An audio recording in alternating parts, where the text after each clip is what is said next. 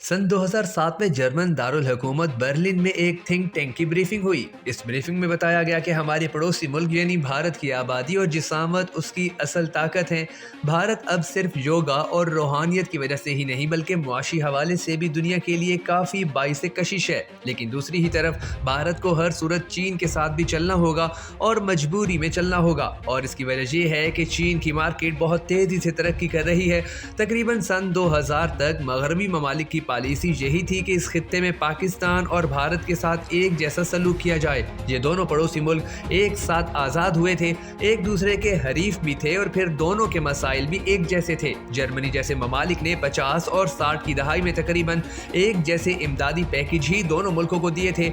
हमेशा ख्याल रखा गया कि भारत के साथ जो भी मुआहिदा हो पाकिस्तान उससे नाराज ना हो या फिर मुआहिदे तय करने के अमल में किसी हद तक पाकिस्तान को भी शामिल रखा गया। लेकिन जब चीन का मामला आया तो मगरबी ममालिक के थिंक टैंक्स ने दलील देते हुए कहा कि अगर चीन का मुकाबला करना है तो पाकिस्तान को नजरअंदाज करते हुए भारत के साथ ताल्लुकात में इजाफा करना होगा। पाकिस्तान चीन का भी दोस्त था और है। इन मामलात ने मगरबी ममालिक के इस बयानिए की राह हमवार की कि भारत को पाकिस्तान से अलग करके देखना चाहिए। लेकिन इन तमाम चीज़ों पर जो मोहर साबित हुई वो अमरीकी भारतीय जौहरी मुआहिदा था। पाकिस्तान बदअमनी के खिलाफ अमरीका का सफ़े अव्वल का इत्तहादी और दोस्त था, लेकिन इसी दौरान इन दोनों मुल्कों में बदएतमादी भी अरूज पर थी। ओबामा इंतजामिया से जब पूछा गया कि आप पाकिस्तान को कैसे नजरअंदाज करते हुए भारत के साथ ये अहम स्ट्रेटेजिक मुआहिदा कर सकते हैं, तो जवाब में कहा गया कि आप खुद ही तो कहते थे कि पाकिस्तान को भारत के साथ एक जैसी पॉलिसी में ना रखें। हालांकि पाकिस्तान ने तो कहा था कि इसे रियायतें दी जाएं, इसके मफादात का ख्याल रखा जाए, न कि भारतीय मफादात का। फिर भी मुआहिदा भारत के साथ करके पाकिस्तान को अलग कर दिया गया था। इसके बाद सब मगरबी ममालिक ने भी यही पॉलिसी अपनाई। भारत शायद इससे कहीं आगे होता जहां आज खड़ा है, लेकिन नरेंद्र मोदी की हुकूमत आई और उसकी सियासत ही पाकिस्तान की मुखालफत पर मबनी थी। लिहाजा पाकिस्तान फिर भी किसी न किसी तरह इस गेम का हिस्सा ही रहा। लेकिन अब एक हैरत अंगेज तब्दीली आ चुकी है। भारतीय वजीर आजम नरेंद्र मोदी ने कुछ अर्सा पहले अमरीका में कहा था कि पाकिस्तान से अब कोई मुकाबला नहीं, इसे इसके हाल पर ही छोड़ें, वो खुद खत्म हो जाएगा। इस बयान पर पाकिस्तान में शदीद एहतजाज हुआ, लेकिन ये बयान बदलती हुई भारतीय पॉलिसी का असल चेहरा है। मगरबी ममालिक के बाद अब भारत में भी ये सोच पैदा हो चुकी है कि हमारा मुकाबला चीन के साथ है। आप देखेंगे कि वक्त के साथ साथ इस सोच में इजाफा होता जाएगा।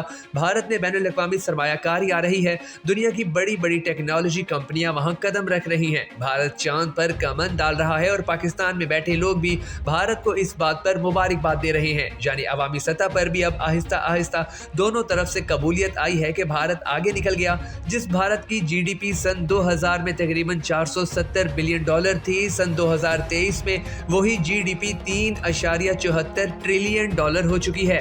आज से 5 साल पहले की बात करें तो पाकिस्तानी वजारत खारजा और फौज के बयानात अक्सर भारत मुखालिफ होते थे, जबकि भारत की तरफ से भी खूब जवाब दिया जाता था। लेकिन अब सूरत हाल तब्दील हो चुकी है। पाकिस्तानी फौज और वजारत खारजा के बयानात अब अपने दूसरे पड़ोसी मुल्क के खिलाफ होते नजर आते हैं और जवाब भी उधर से ही आते हैं। आपको ये भी देखना चाहिए कि एक अरसे से भारत के पाकिस्तान मुखालिफ बयानात में बतदरीज कमी आ रही है। इसका मतलब ये है कि अब आप अपने दूसरे पड़ोसी मुल्क के साथ एंगेज रहेंगे, न कि भारत के साथ। ये है वो पॉलिसी की तब्दीली जो गुज़िश्ता 10 सालों में आई और जिसका पाकिस्तानी पॉलिसी साजों को कम ही एहसास हुआ। जब भारत को चांद पर जाने के लिए मुबारकबादें दी जा रही थी, ठीक उसी वक्त पाकिस्तानी वजीर आजम ने कौम को ये मुबारकबाद दी कि 3 अरब डॉलर का कर्ज मंजूर हो गया है। ये मुबारकबाद नहीं, एक नोहा था। जनरल मिर्जा असलम बेग ने एक मरतबा भारत को मुखातिब करते हुए डराया था कि जब अफगानी फारिग होंगे तो कहाँ जाएंगे, कहीं ना कहीं तो उन्हें मसरूफियत ढूंढना होगी।